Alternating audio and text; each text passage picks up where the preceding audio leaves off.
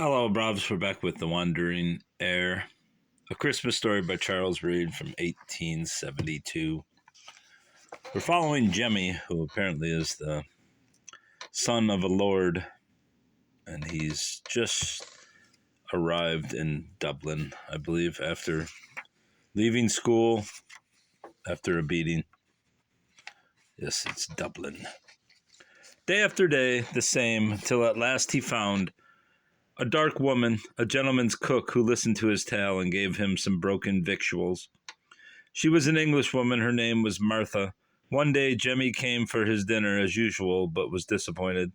Kathleen, the kitchen maid, informed him with a marked elevation of the nose that Madame had gone out for the day, had locked up the safe like a Maine, miserly Sassenach as she was.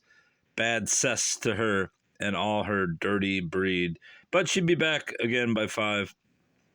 Hungry Jemmy attended faithfully at 5, in spite of the rain, and great was his surprise and awe when 2 chairmen brought up a chair, and there emerged from it a duchess? No, a fair imitation thereof. Mrs. Martha, with her income on her back and 2 little black patches on her cheeks. She smiled at his adoration, paid the chairman loftily, who retired with expressions of adulation and sly satirical look at each other, and she took James by the hand and led him to her sanctum. Sir, said she, instead of child or my dear, as heretofore I have been visiting my friends, and from one to another I have found ye my Lord Altham. As luck would have it, a countrywoman of mine, one Elizabeth Granger, she lives in the house, but she tells me she shall give her notice. Oh, madam, dear good madam, began Jemmy. Nay, sir, said she, but you must hear me out. I'm afraid you will not be so welcome as you ought to be. You are a sensible little gentleman as I ever saw, so I'll even tell you the truth. Mrs. Betty did not let me know my lord is in ill hands. This Dame Gregory and her daughter have got him. The old woman goes about her own house like a servant, but she is mistress and games with the quality, and spends money like dirt. They are betrothed to each other, and his wife lying sick in the town on her way back to England. Poor soul, she rused the day she ever saw this whole of a country. I'll go bail. They look for her to die for their convenience. Well, if I was her, I'd spite 'em. I'd play the woman and outlive the brute and the hussy both, saving your presence. Oh, madam, and if it please you, where does my father live? 'Tis in Frapper Lane, the corner house. What will you be going, and no supper? Nay, then, God speed you. Give me a kiss, sweetheart. So, your breath is honey, sir, said she, curtsying to him all of a sudden. I do wish you well. When you come into your estate, sir, prithee remember Martha Natchbull, that took your part when fortune frowned. Ay, that I will, good kind lady, said James, still overpowered by her glorious costume. And so he shuffled off, limping fast, and in the hunger of his longing heart, forgot his hungry belly for a time. To give the reader some idea of the house he was going to, I will sketch the domestic performance from 9 p.m. on the previous evening.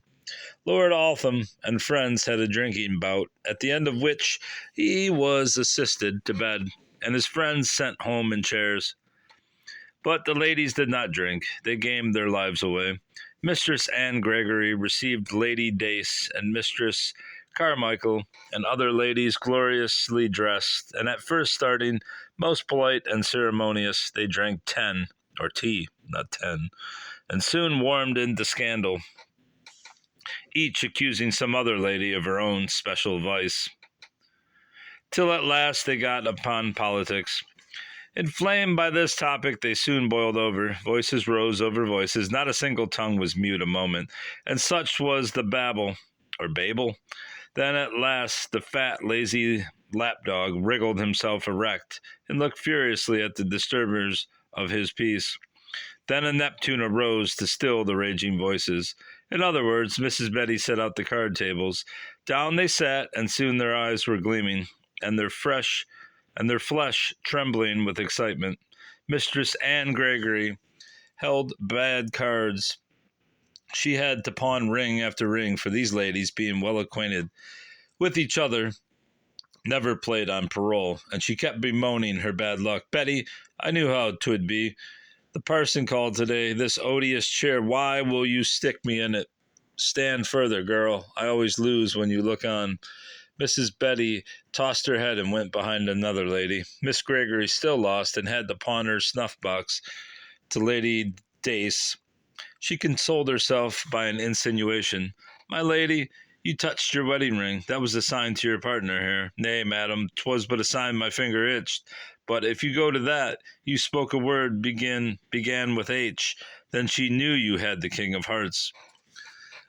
That is like Miss here, said another matron. She cubs her chair when she hath matador in hand. Set a thief to catch a thief, madam, was Mrs. ingenious and polished reply. Heyday, cries one. Here's Spadillo, got a mark on the back. A child might know it in the dark. Mistress Pigeot, I wish you'd be pleased to pare your nails. In short, they said things to each other all night, the slightest of which among men would have filled the Phoenix Park next morning with drawn swords. But it went for little here. They were all cheats and knew it. And knew the others knew it, and didn't care. It was 4 o'clock before they broke up, huddled on their cloaks and hoods, and their chairs took them home with cold feet and aching heads. At 12 next day, Miss Gregory was prematurely disturbed by her lapdog, barking like a demon for his breakfast. She stretched, gaped, unglued her eyes, and rang for Betty. No answer. She rang again and beat the wall viciously with her slipper. Betty came in, yawning. Here, child, let in some light. Nay, not so much. Wouldst blind me. I'm dead of the vapors. Get me a dram of citron water. So, now bring me a looking-glass. I will lie abed. Alack! I look frightfully today. If I ever touch a card again, didst ever see such luck as mine? 4 matadors and lose coddle. Nay, madam, said Mrs. Betty, who was infected with the tastes of her betters. With submission, you played bad cards. Hoity-toity wench, cried the lady, was ever such assurance? What is the world coming to? And she packed her off contemptuously to get her tea and cream. Betty turned pale with wrath, but retired. Once outside of the door, she said, I'll be even with the jade. I'm as good as she. Miss Gregory was at her glass when Betty returned with the tea. Madam, said she, with a sly snare, the goldsmith waits below to know if you'll redeem the silver cup. There, give him that for interest, and my Lady Dace has sent her maid. That is for her winnings. Never was such a dun. Here, take these 10 pistols, or is it pistoles, my lord, left for the wine merchant. They are all light, thank heaven. At 2, being half dressed and the room tidied, but not a window open, she received the visit of a fop. He paid her hyperbolical compliments at which you should have seen Mrs. Betty's lip curl, and was consulted as to where she should put her patches, but was driven out like a chaff before the wind by a creature more attractive, to wit, a mercer with silks, patterns, and laces from Paris. So the toilette was not complete at 4, when a footman knocked at the door with, Madam, dinner says. Then the cook must keep it back. I never can have time to dress, and I am sure no living woman takes less. However, she soon came down, distended with an enormous hoop, glorious with brocaded skirt and quilted petticoat, and cocked up on red high-heeled shoes. Bedizened, belaced, powdered, promontooned, polvilioed, patched, perfumed, and everything else except washed, yet less savage than the men in one respect, the commode and all the pyramidal scaffolded heads and gone out, her hair was her own, and though long, was compressed into a small compass, whereas the gentlemen had full-bottomed wigs that smothered their heads, contracted their cheeks, flowed over their shoulders, and beflowered their backs. My Lord Altham and 2 or 3 other gentlemen were there, and 3 ladies. Lord Altham, a little dark man with a loud voice, received her with great respect and told her They waited daily only for his brother, Captain Richard Annesley. Nay, he will not come, methinks, said she. He and I had words the other day. Nay, then, let the churl hang. Who waits? A flaring footman appeared, as if his string had been pulled. Bid them serve the dinner. I will, my lord. For the conversation during dinner, see Swift's polite conversation. You will be a gainer by the exchange, for the discourse at Lord Altham's board was half as coarse, and not half so witty. Soon after the dinner, the host proposed church and state. From that moment, the ladies were evidently on their guard and ready for fight. Parson, says my lord, I'll tell you a merry story. The ladies rose like one and retired. My lord, having achieved his end, for at this time of night the bottle was his mistress, until it became his master, substituted the toast for a song. The finest sight beneath the moon is to see the ladies quit the room. He then ordered the present bottles and glasses to be exchanged for others that would not stand upright, the stems of the glasses having been knocked off, and the decanters being made like a soda water bottle. This ensured so brisk a circulation that although they were gentlemen, who had all made their heads in early life, the claret began to tell, as was proved by the swift alternations of superfluous ire and hyperbolical affection, and peals of idiotic laughter when, in the midst of the din, an altercation was heard in the hall. The disputants were three, and each voice had its own key. First, there was a sweet little quavering soprano appealing to a flaming footman. Then there was a flaming footman objurgating the cherubic voice an octave lower. Then came the commanding alto of Mrs. Betty. What is to do? Roared Lord Altham. Why, said Mrs. Betty, seizing this opportunity, 'tis a young gentleman that hath travelled 100 miles to see my lord, and my lord's valet denied him, being stained with travel. But 'twas ill done, and him of kin to my lord. Of kin to my lord? Nay, then, Mistress Betty, he is welcome to all here. Betty, who had her cue from the English cook, and who was already interested in the fair, sorrowful young face and golden hair, made no more ado, but led James into the room by the hand. The numerous lights in the candelabra dazzled him at first, and the fine clothes and perukes awed him. He hid against Betty's capacious apron that descended from waist to ankle.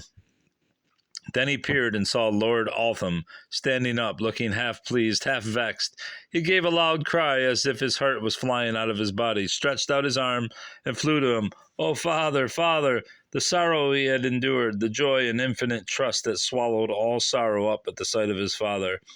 Both spoke in that one wild cry. It thrilled, it startled, it sent Mrs. Betty's apron to her eyes in a moment, and pierced the heart even of this silly, brutal lord. My boy, my sweet Jemmy, he cried, and sat down and folded him in his arms, and kissed him tenderly, with a mawkish tear or two. The guest then stood up respectfully and drank welcome to the young gentleman. Not forgetting Mrs. Betty that brought him to us, said the chaplain, who had a sheep's eye to her and her savings. She was a Sassenach, and sure to have savings. Irish servants were not. Father, said Jemmy, they used me very cruel at that school. Bad luck to it. They were always baiting me, and the master would not rise a hand for me. Becase you sent him no money for my schooling. Why didn't you send him his money? That's a good question. That which would have made a Sassenach, Father blush, but did but divert my lord and his company. I kept it for myself, Jemmy, said he. My lord is a great saver, sir. Long life to him, said another. Father Avic, does my mother live here, said Jemmy. Now this question made the company very uncomfortable. It quite staggered Lord Altham for a minute, but he burst out furiously, Thou hast no mother. Nay, father, then what hath come of the gentlewoman that had red shoes, 2 pair, made for me and Ross, and the likely woman that brought me woolen hose she had made for me herself, and called me her child? Then seeing my lord silent and much disturbed, he bethought himself and said, Well, if my mothers are both dead, I must love thee all the more. Betty, who was watching Lord Altham's face very keenly all the time, now stepped forward and took James away. She fed him, and she proceeded to ablutions. The cleanness of his skin, dusty, but not grimes, surprised her. But of all his head, Gramercy, said she, not one to be seen, and they swarm in my lady's. To be sure, that same powder is a convenient habitation.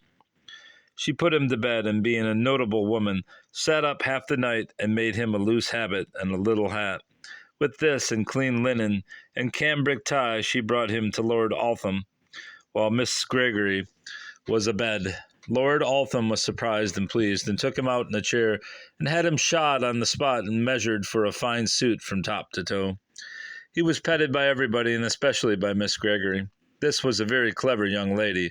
She was not going to risk Lord Altham's affections by snubbing his son, a pretty, amiable boy. Mrs. Betty shot missed fire. Miss Gregory went with the stream and had 2 riding suits made, one for James and one for herself, and she got him a pony, and he was her cavalier. They were the glory of Dublin and the Phoenix, and had often a crowd at their tails. Their accoutrement was as follows. Each had a beaver hat, gold lace, looped, and with a handsome feather, a coat and waistcoat blazing with gold lace and gold buttons. Only the lady ended in a petticoat of the same stuff. As the train chimes in, climbing close to her as a blister. She had also a little powdered peruke like a man, her object being to seem a smart cavalier by day and a finicking fine lady, hooped and furbellowed at night. The only drawback was that this exquisite costume brought her mercer's bill to a climax, and he demanded payment of the following trifles and threatened law.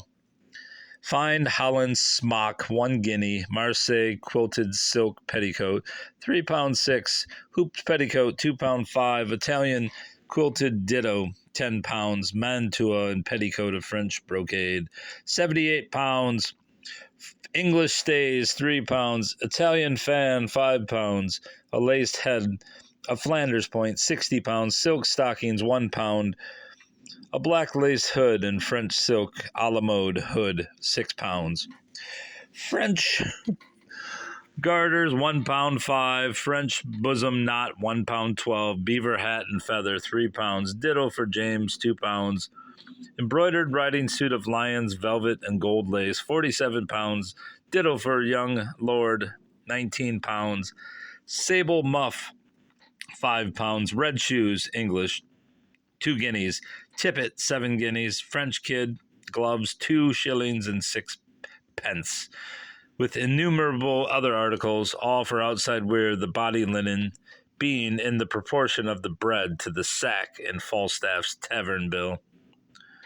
Many of these articles could have been had for half the price if the lady would have listened to Dr. Swift and bought Irish goods, but she would almost rather have gone bare. No, she was Irish to the core, so everything she wore must come from England or the continent. The bill and the man's threats brought on a fit of vapors, another fashionable importation.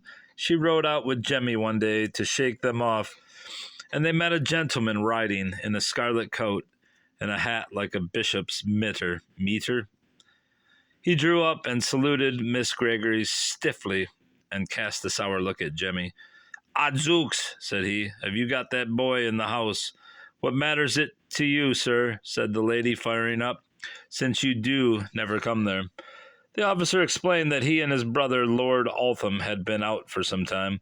"To tell the truth, we are like cat and dog. Naught but want of money brings us together. You will see me now every day," said he, with a sneer. Then, lowering his voice, "Madam, I desire some private conference with you. Will it please you to be at home this afternoon?" "Certainly, sir, in 1 hour." When he was gone, she asked the boy if he knew the gentleman. James answered very gravely that it was his uncle Richard Annesley, and no friend to him. Never gave me a good word nor a look in his life. Perhaps you are in his way, said she with a laugh. She gave Captain Annesley the tete-a-tete he had asked for, and he came to the point in a moment. Lord Altham and himself were both in want of money, and in order to get it, had patched up their quarrels. Parading Jemmy about the streets of Dublin was unseasonable and just the thing to stop the business, or at least retard it. The money lenders might hesitate and say there was another interest to be thought of. Nay, said Miss Gregory, that would never do, for here I am threatened for 200, is that lira? I don't know, there's, what's L in British money? Whatever it is, 200L and more. Captain Annesley worked on her cupidity till she consented to part father and son, but she refused to do it with a high hand or with brutal severity. She could never urge the father to turn his son out of the house. Richard Annesley, as artful as he was unscrupulous, offered her his house at Inchicore, and they settled that Lord Altham should be taken out there, and every means employed to separate him from James till the money was raised. This artful pair now put their heads together every day, and the first thing done was to discharge Mrs. Betty. She went back to England, leaving James in the house. Next, all the servants were discharged except two, who were sent on to Inchicore, and an old woman left in charge of the house in Jemmy. Miss Gregory so worked on Lord Altham that he hid from James where he was going, stipulating only, like a sot as he was, that Richard should look to the boy and see he wanted for nothing. After all, the money lenders hesitated on account of the previous mortgages, and my lord remained in hiding with Mrs. Gregory and her daughter, and had to cut down his expenses and live upon the rents. James Annesley stayed in the house, hoping every day he should be sent for, till one day an execution was put in for rent. His riding suit was seized, and he was turned out into the streets with nothing but what he carried on his back. Then he began to wonder and fear. He ran to Mrs. Martha, whom he had neglected in his prosperity. She had left the town. He was amazed, confused, heartsick. He wandered to and fro, wondering what this might mean. He had to sell his fine suit for a plain one, and a very little money. And when that was done, starvation stared him in the face. Deserted and penniless, he had hard work to live. At first, a playmate, one Byrne, brought him morsels of food in secret and lodged him in a hayloft. Then he got into the college and used to run errands in black shoes. Vacation came, and even that resource failed, and then he held horses for a halfpenny or a farthing in Ormond Market, and was almost in rags. No other ragged boy so unhappy as he, since under those rags there beat the heart of a little gentleman, and rankled the deep sense of injustice and unnatural cruelty. Of late he had avoided speaking of his parentage, but one day insults dragged it out of him. A bigger boy was abusing him because the gentleman, liking his face, had selected him to hold his horse. The boy called him a blackguard, a beggar, and other opprobrious terms. You lie, said James, losing all patience. I am come of better folk than thou. My father is a lord, and I am heir to great estates, and have been served by thy betters, and so should now, if the world was not so wicked. These words did not fall unheeded. Henceforth he was the scoff of all the dirty boys in the place, and they cried, my lord, after him. One Farrell, that kept a shop on the quay, heard them at it, and said to his shopman, why, I see no hump on him. The boy is straight enough and fair if he were cleaned. He called James to him and asked him why they called him my lord. The boy hung his head and would not say at first, he was so used to be jeered, but being pressed and seeing a kindly face enough, began to tell his tale. But Farrell interrupted him. Lord Altham, said he, I know him to my cost. Well, I do remember one time I went to Dunmayne for my money and got mulled claret instead. Aunt. There was a child there, with my lady and his nurse. James said eagerly that was himself. Nay, then, said Farrell, why not seek thy mother, Lady Altham, if she be thy mother? Oh, sir, said James, I thought my mother was gone. Back to England. Oh, dear good sir, have pity on me, and take me to her if she is in this wicked place. And I will stop there just because my head's about to explode from this narration. And we have 11 more pages left in this chapter. And until the next time, that was The Wandering Heir, bravs. A Christmas Story by Charles Reade, 1872. 1872. Hunter, Rose, and Company. Goodbye, bruv. Goodbye.